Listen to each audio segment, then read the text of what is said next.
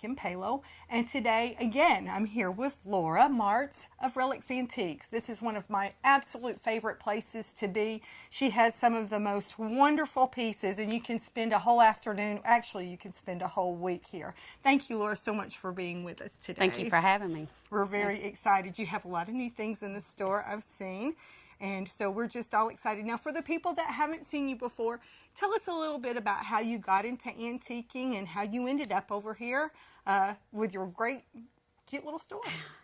I've been buying antiques for over 30 years. And after moving to Cleveland about 16 years ago, just became more and more involved with it. And started with a half of a booth and ended up with a store almost 6 years ago. My passion is 1960s and older items. I think there's so much history. Most of it's made in America or in Europe. There's just so much to learn, and every day I learn something new about antiques and about our history. Sure, and it's not just antiques. We've known that from being here before. You have a you have a great eye for things that are eclectic, things that are vintage. Tell us the difference. What's a true antique, and then vintage, and then just interesting? Okay. A true antique is 100 years or older. A lot of people think an antique is 25 years or older, but that's really just for antique cars. Vintage is 50 years old or older, so that would put pretty much vintage in the 1960s, but I stretch it a little into the 70s because of Mad Men and some of the Woodstock era and those type of items. So you will see from 1970s through the very early 1800s. I've even had pieces as old as the 1600s in here, pottery in China, antique books that date back to the mid-1600s.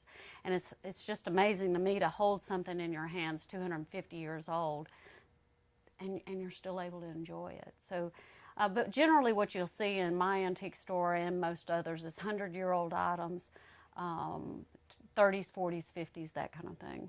Okay. Now, and I don't know anything about antiques. You could fool me any day. So, but there are different periods and different things that people know about. Can you go over a little bit of the different, like the industrial, period and exactly what those elements are? Yes, there's been a big shift, I think, in antique collecting and antique buying in the last 10 years.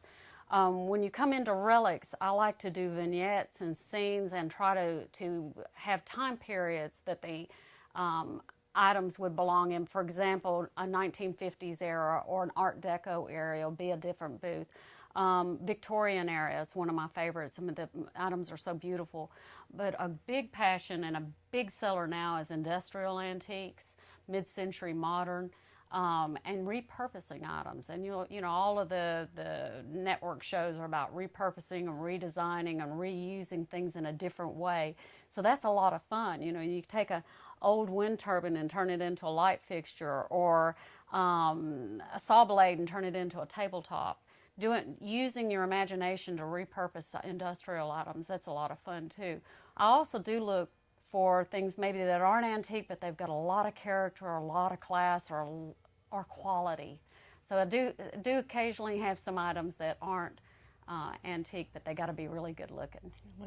Well, you know what? Let's take a look and kind of a tour of the store. She's got some great booths here. We're going to take a little walkabout. We're going to go on a walkabout, and we're going to see some very interesting items that Laura has here at Relics Antiques. Laura, we were just sitting on this beautiful piece. I mean, I know this is very different. Not many people have this. I know you hate to use the word rare, but this is. Tell me a little bit about it. It is a really unique piece. This piece is mid-1800s. It's called French Empire. Unusual that so many sofas you see will be a chaise lounge or one-arm style. This obviously has two arms.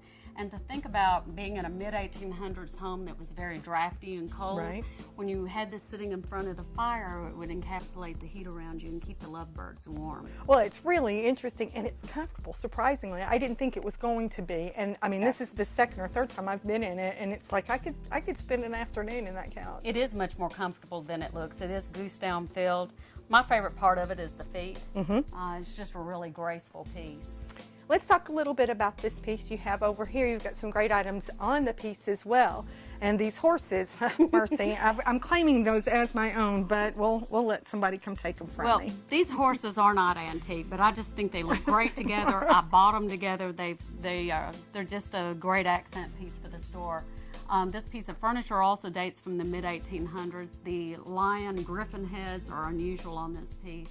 Another item that I just really have enjoyed having in the store, this phone is French. It's a French cornet phone from 1910. 1910. And to me, the fascinating part is look at the 3 finger marks with the same little lady. No kidding. held She that was phone. busy, wasn't she? She was on that little phone She a had lot. things in to the tell. That's right. Victorian bride's basket, turn of the century mantel clocks. And I love the glassware from the early 1900s, the etch pieces. They're just a joy to have. All right, Laura, this is a gorgeous booth. This has a little bit of everything. It does. I concentrate this booth on French, Italian, Hollywood Regency glam, a lot of mirrors, crystals, sculptures, eclectic. It takes a special house to hold It this does, kind of- I know, and you've got a beautiful chandelier in there as well. Oh, and there's a sled. Look at that. Yeah, and mid-century torpedo sled is kind of cute. This dealer, he can take anything and turn it into something unique and beautiful. He also repurposes items, lots of boxes, trunk trays. He took the swing and hung it on the wall and made a shelf out of Oh, it. wow, that's really cute. He thinks out of the box, old Ford wheels, and hangs them on the wall, or in that case, it's in the floor. But And even body parts. We even have body yes, parts. and machine gun bullets. Bullets. So there you go. A little bit of everything you have in here. And a great backgammon table. Yes, it is. This is mid-century backgammon table. This booth, I try to incorporate more 1920s and 30s, what we call depression glass and Right. elegant glass. The beautiful vintage tablecloths, some pottery and porcelain in here, but it's a very colorful booth. It Both is. of these items people would use to decorate their kitchen wow. items. Just a lot of color in this booth. It's just a joy to have it in your home. That's a great piece down there, the Lucy. I mean, everybody remembers that episode of Eating the Candies there, and she's got a little tin advertisement. And that's this a cool is thing. that period, that time It period. is. It 30s is. and 40s. Lucy, you got some splaining to do. Well, this one's fun. I mean, this one you can really tell it has an Art Deco feel to it as well. It does, and this is a new trend in antiques. 1940s, 50s, and 60s cameras, film reels, cinematography items, again, more Art Deco, lots of glam. This is just one of the most popular selling booths, especially sure. with people under 40. This is kind of cool. Lots of stuff in here.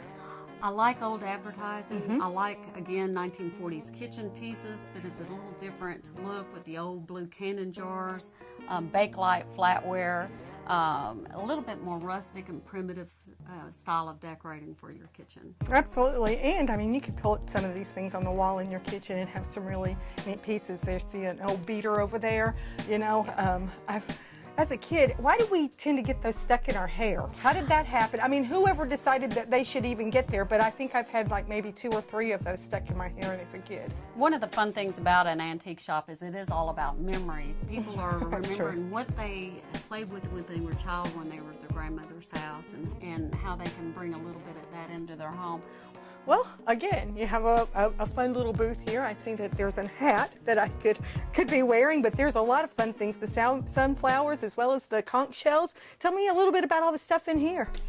Most of these items are pretty much the oldest items in the shop. You've got items in here, pottery, yellowware, mochaware, very primitive table and chairs.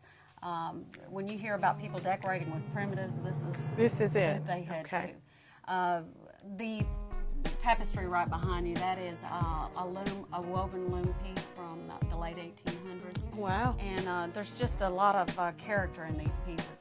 Old hand-turned dough bowls. Now this is 1926, but it's got great graphics. Oh, hickety-pickety. Yes, There you absolutely. go. All right. Well, this is a fun booth as well. With all the clay, great place. Wow, Laura, that's a good-looking chest. I really like that. I do too. This piece is early 1900s, would make a great coffee table, as well as the industrial card underneath it. Now, and some of the high-end decorating magazines, you'll see these pieces, but they're many, many, many times more expensive than what they are in my one thing I'd like people to realize about antique shops. You're getting items that are made to last 100 years and more. Right. They are the real thing, and they're generally less expensive than the reproductions that you'll find on the market in the decorating magazines. Another thing I love about this booth is the cabin items.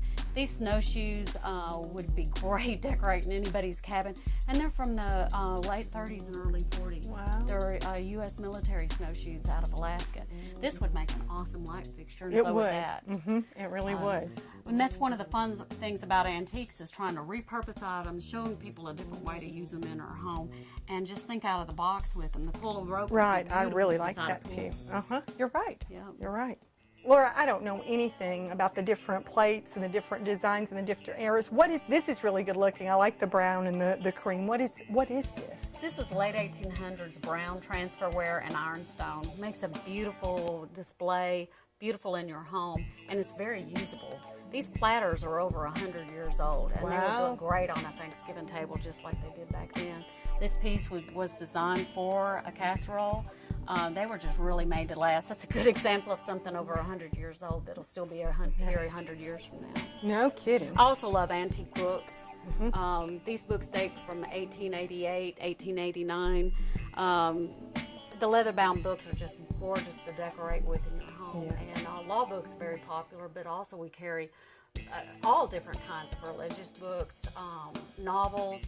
I've got Dickens in here, Dr. Jekyll and Mr. Hyde, and they're all over 100 years old, and they're less expensive than going buying a new one at Books A Million. No kidding. Thank you, Laura, for having us out here today. As always, it has been interesting, and I always learn something when I'm out here. Laura, tell us how they can come and see your hours of operation, just a little bit about even if people want to bring their item in, and you can, I know you don't appraise, she doesn't appraise, but you will maybe give them a price and you can show their items here in the store. Absolutely. I don't do appraisals. I'm not a certified appraiser. However, many people will come in or call or bring in items that they're interested in selling. I'll be glad to take a look at them for you, give you a little bit of history about the piece and what it's worth. It's real easy today to look up items and give you a good idea of what it would be a fair price to pay you for those items. Relics is open Monday through Sunday. We are open 7 days a week, 10 to 6, Monday through Saturday, 1 to 4 on most Sundays unless it's a holiday. You can also find me on Facebook, find Relics Antiques Cleveland, Tennessee on Facebook. Quite often I'll post items and you can go back and look at the history and get a good idea of the things that we have in the store. Usually I reserve the pictures for the really unusual items or things I'm just so happy to have in the store. Our phone number is area code 423-790-1951, and I'm at 2270 Candies Lane in Cleveland, Tennessee. And she takes cash, she takes credit cards, and you can write her a check. You bet.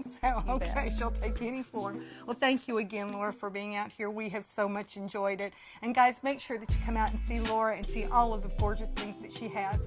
I'm Kim Palo for Shopping East Tennessee. Thank you.